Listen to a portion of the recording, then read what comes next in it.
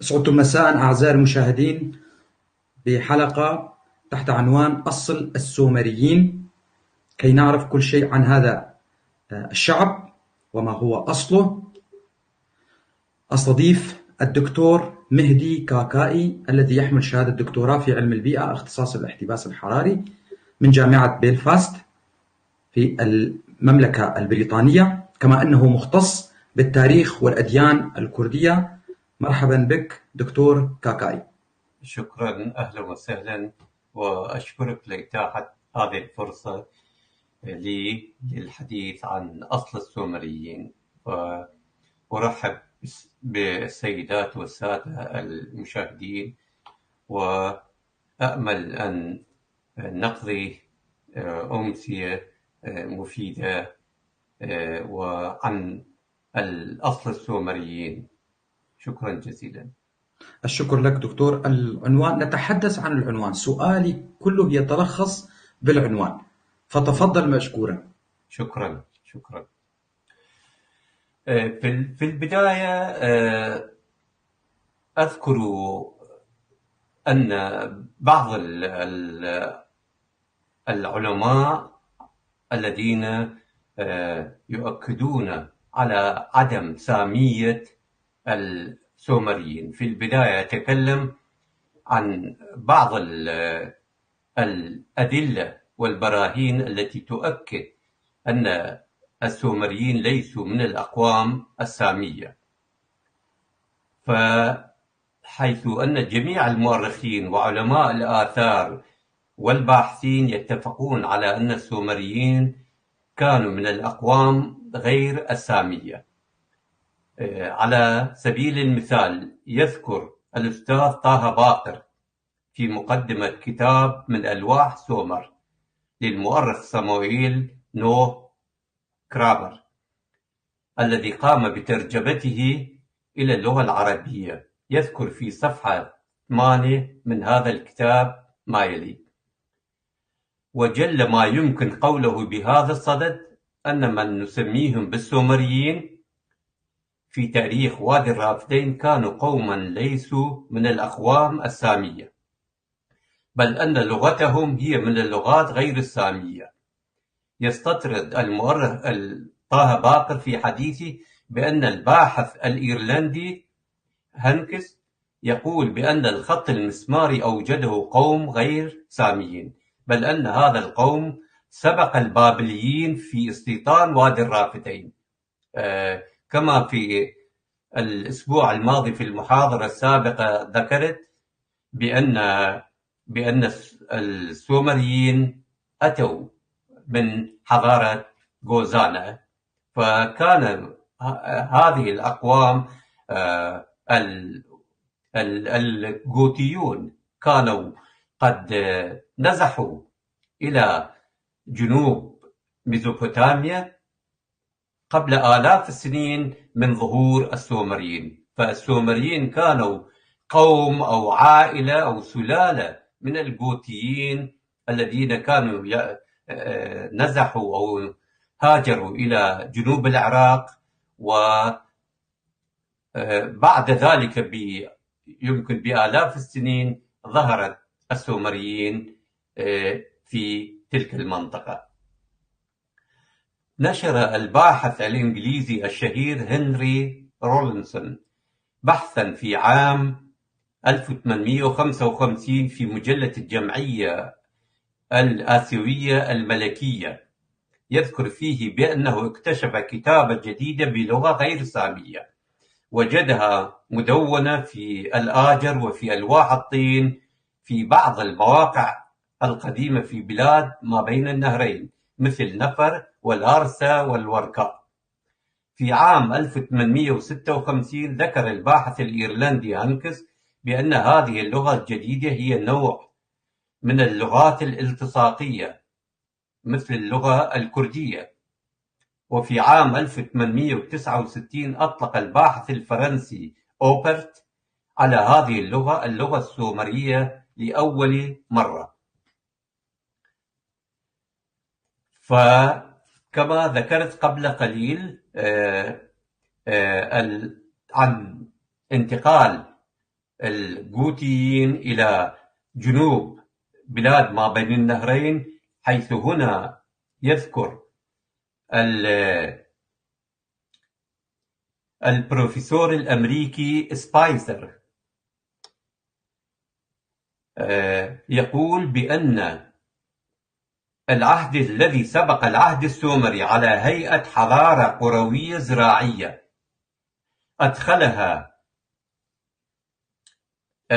يقول أدخلها الإيرانيون من الشرق، أي أسلاف الكرد الزاغروسيين. طبعا تقع منطقة زاغروس في شرق بلاد ميزوبوتاميا. وهذا المصدر، خلي أذكر المصدر، سبايزر أفرايم، ناشر البحث في سنة 1930. اسم البحث Mesopotamian Origins, The Basic Population of the Near East, فيلادلفيا USA، أمريكا.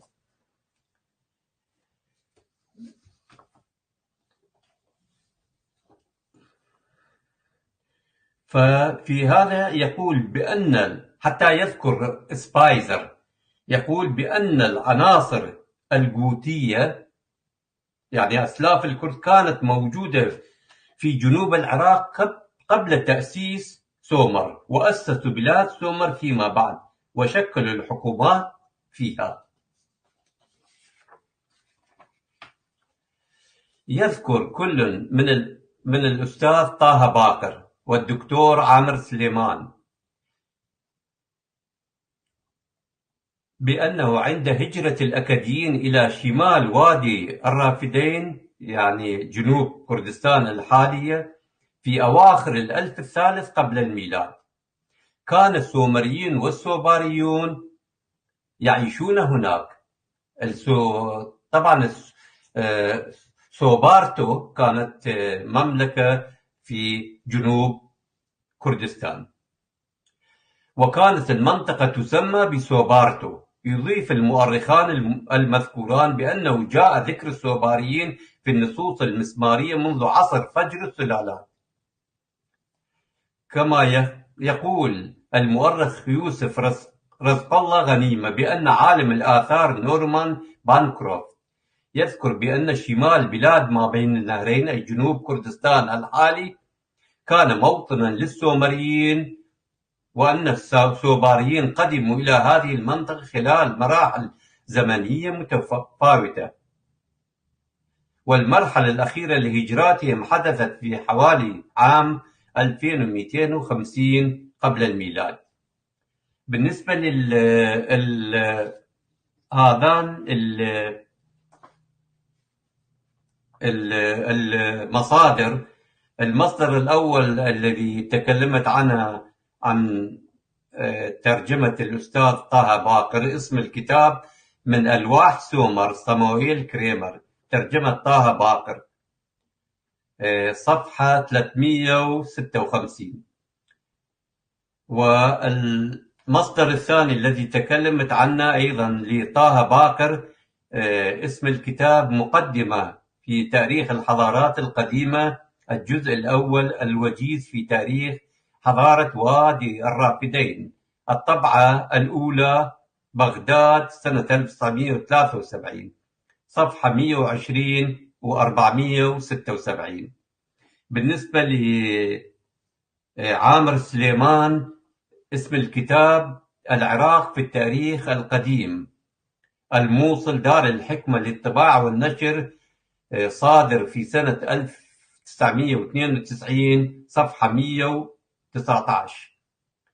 وبالنسبة لكتاب يوسف رزق الله غنيمة، اسمه نزهة المشتاق في تاريخ يهود العراق، مطبعة الفرات، صادر في سنة 1924.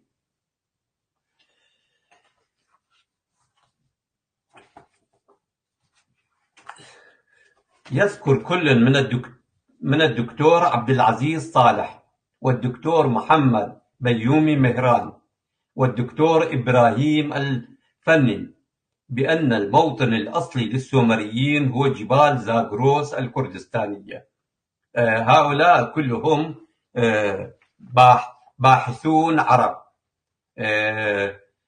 بالنسبة للمصادر، الدكتور عبد العزيز صالح، الشرق الأدنى القديم، مصر والعراق، الجزء الأول، القاهرة 1976، صفحة 448.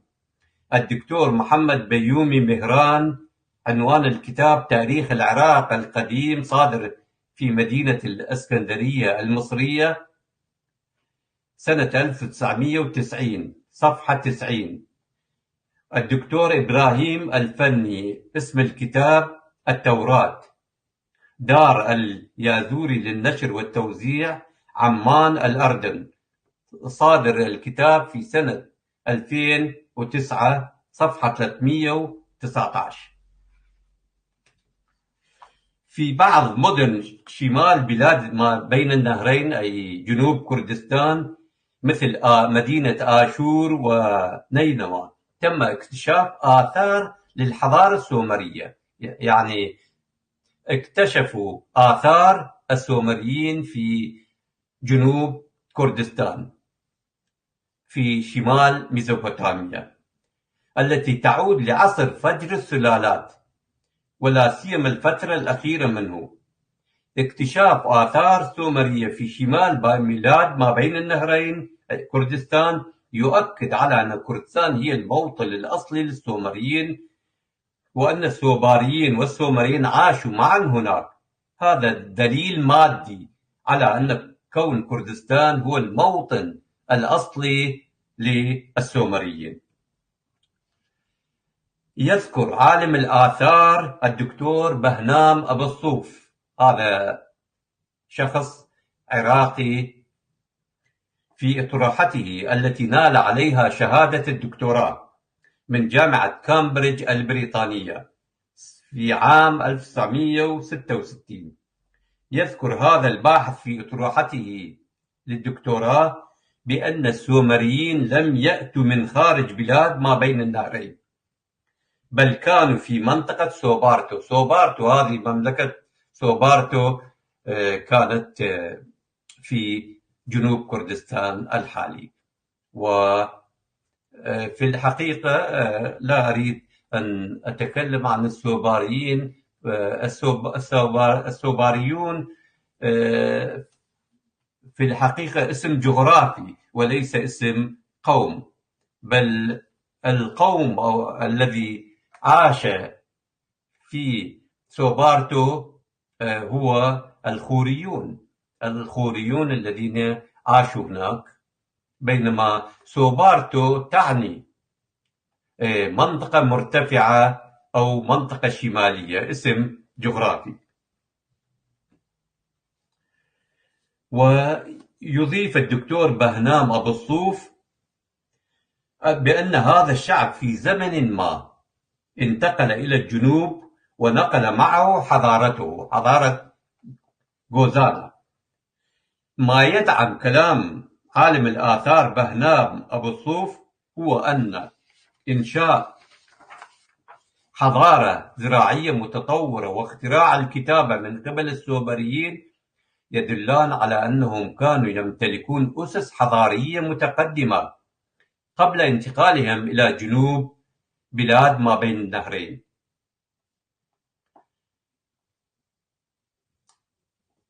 الآثار القديمة التي تم اكتشافها في كردستان تثبت أن كردستان كانت مهد الحضارة البشرية الأولى، حيث قام العالم الأمريكي البروفيسور روبرت جون بريدوت، وكذلك المصدر روبرت جون برايدوت. اسم الكتاب Summary of Prehistoric Investigations in Kurdistan in Relation to Climatic Change, Arid Zone Research Number 20, Change of Climate, Proceedings of the Rome Symposium, organized by UNESCO and WMO, page صفحة 251-254 صادر في باريس من قبل يونسكو في سنة 1963. فيقول: قام هذا البروفيسور الأمريكي بتنقيبات كثيرة عن الآثار الموجودة في جنوب كردستان. يذكر هذا الباحث بأنه تم الانتقال من حياة الصيد إلى حياة الزراعة في كردستان في حوالي عام 6000 إلى 10000 سنة قبل الميلاد. كما أنه يضيف بأن الشعب الكردي كان من أوائل الشعوب التي طورت الزراعة والصناعة، ومن أوائل الشعوب التي تركت الكهوف لتعيش في منازل بها أدوات منزلية متطورة للاستعمال اليومي، وأن الزراعة وتطوير المحاصيل قد وجدتا في كردستان منذ 12,000 سنة، والتي انتشرت منها إلى جنوب بلاد ما بين النهرين، ثم إلى غرب الأناضول، ثم إلى الهضبة الإيرانية، ووصلت منذ 8,000 سنة إلى شمال أفريقيا ثم أوروبا والهند. نلاحظ أن الزراعة اكتشفت قبل 12,000 سنة من قبل الزاغروسيين، أسلاف الكرد الزاغروسيين، وبعد 4 سنوات وصلت الزراعة إلى أوروبا، بعد 4 سنوات من اكتشاف الزراعة في كردستان. وأيضا نقل الزراعة مع اللغة الزاغروسيين أسلاف الكرد إلى الهند وأوروبا وغيرها من الدول.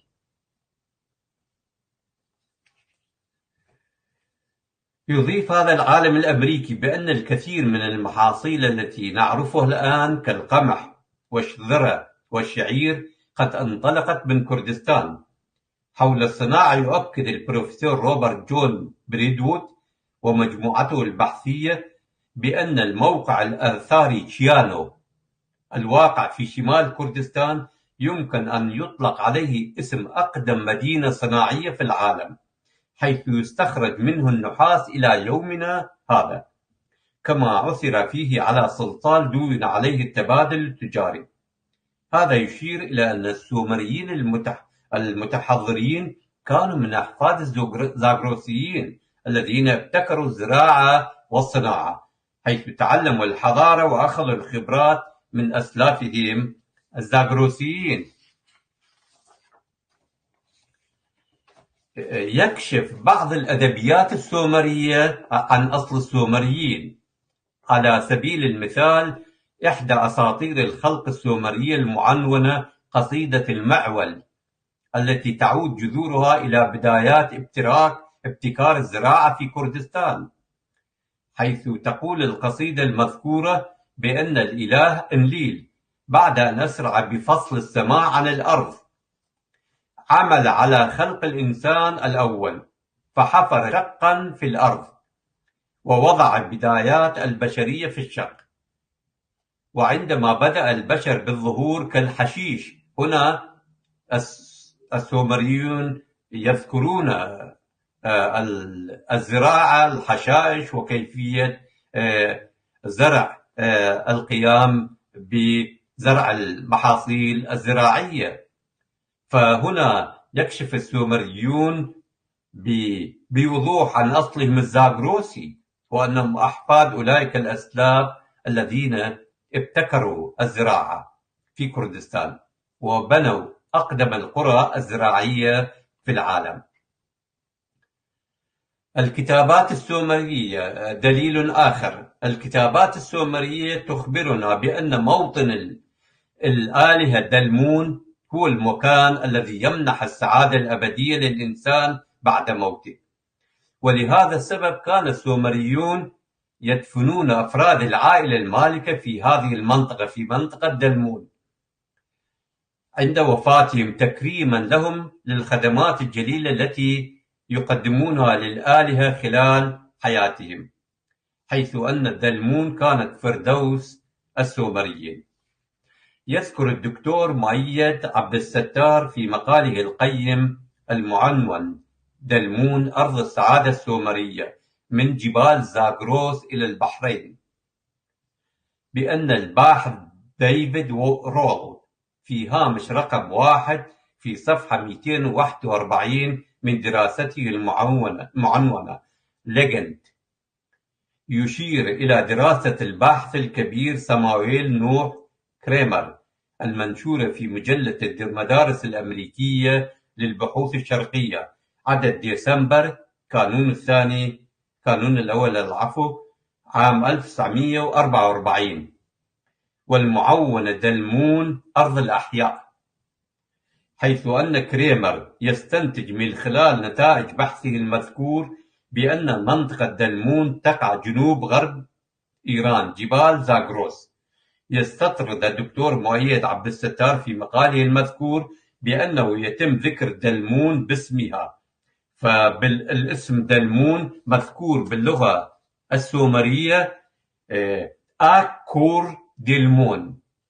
آكور باللغة السومرية تعني جبل، فالسومريون يذكرون دلمون، هذه دلمون تعادل الجنة في الوقت الحاضر، كانت جنة السومريين.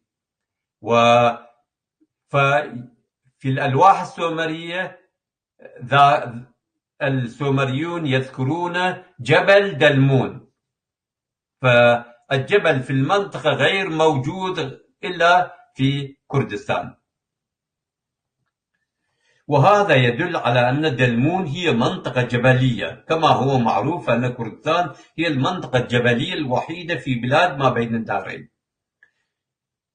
الملاحم السومرية تذكر أيضا بأن منطقة دلمون تقع مشرق الشمس، وهذا يشير إلى أن موطن الآلهة السومرية دلمون موجود في جبال زاغروس المشرفة على جنوب ميزوبوتاميا، بلاد ما بين النهرين. يضيف الدكتور مؤيد بأنه في شرق كردستان توجد قرية صغيرة تقع بين بحيرة أورميا ونهر ميدان تدعى دلمان، والتي قد تكون لها علاقة بمنطقة دلمون السومرية. بالنسبة للغة، ملحمة قلقامش نفسها اسمها كردي،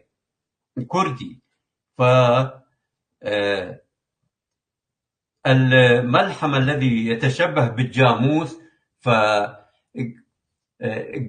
كل قامش كل حتى الآن هذه الكلمة باقية في اللغة الكردية. كل يعني ضخم، نقول باللغة الكردية كلغا يعني ثور ضخم. حتى يقولون على الإنسان القوي ذات الضخم أو الجسم الضخم يقولون كلغايا، أي أنه ثور كبير ضخم. وغا لحد الآن موجود أيضا في اللغة الكردية، يعني ثور. وميش، كلمة ميش تعني حيوان، كالقامش يعني حيوان الثور. بمرور الوقت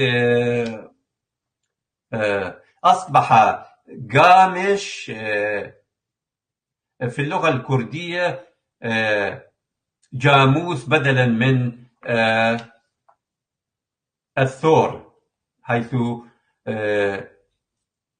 تم فصل قا لوحده ثور وميش كحيوان، ومع دمجه مع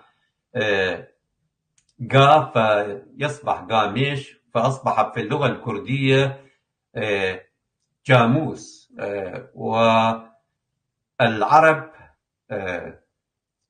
أخذوا هذه الكلمة الكردية قاميش وحوروها إلى جاموس. أيضا لو نظرنا إلى أبطال ملحمة كلغامش نرى أن الأشخاص البارزين في الملحمة يحملون أسماء كردية، مثلا أورنش نابي، هذا اسم الشخص الذي كان يساعد كلغامش في بحثه عن سر الخلود.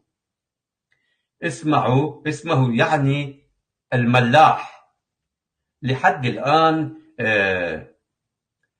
في اللهجة الكردية اللرية يستعملون شناو للسباحة. شناو يعني السباحة.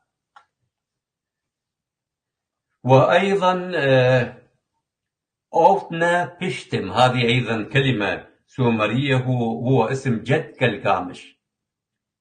ولحد الآن هذه الكلمة باقية في اللغة الكردية، ونقول هاتنو بيشتم، يعني جاءوا من خلفي، ويعني الخلود، الاستمرارية في البقاء. كما أن اللغة السومرية واللغة الكردية لغتان التصاقيتان، فحيث نكتب الحروف مع البعض، وأيضا ندمج كلمة أو كلمتين أو ثلاثة فتصبح كلمة مركبة وتعطي معنى مختلف عن الكلمات التي أتت منها. وأيضا شيء آخر، هذا دليل دامغ أيضا. اسم السومريين هو KNG. KNG يعني البلاد السيدة. لحد الآن أعتقد أما كي في اللغة السويدية، في اللغة السومرية تعني مكان، وجي تعني سيد. في اللغة الكردية هذه أصبحت بالعكس، كي يعني كي يعني سيد، وجي يعني جي يعني مكان. أعتقد أن العلماء المترجمين لهذه الكلمة قد مترجميها بشكل خاطئ، ولو كان عالما كرديا قد ترجم هذه اللوحة لكانت تترجمها GAMK بدلا من هذه الترجمة. على كل حال لحد الآن كي كاكا لحد الآن باقي في اللغة الكردية من آثار اسم السومريين.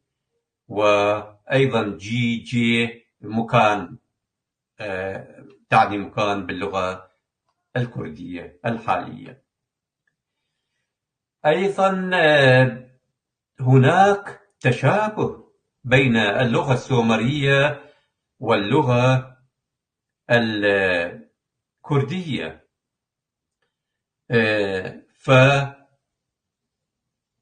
مثل كلمة في تقليد أصوات الظواهر الطبيعية للدلالة على الكثرة. مثلا كلمة تكتك باللغة الكردية التي هي الصوت الصادر من دق شيء ما، وكلمة خرخر التي هي الصوت الصادر من جريان المياه التي أصبحت في اللغة العربية خرير. العرب أخذوا هذه الكلمة الكردية أيضا واشتقوا منها خر التي تعني هبط أو وقع.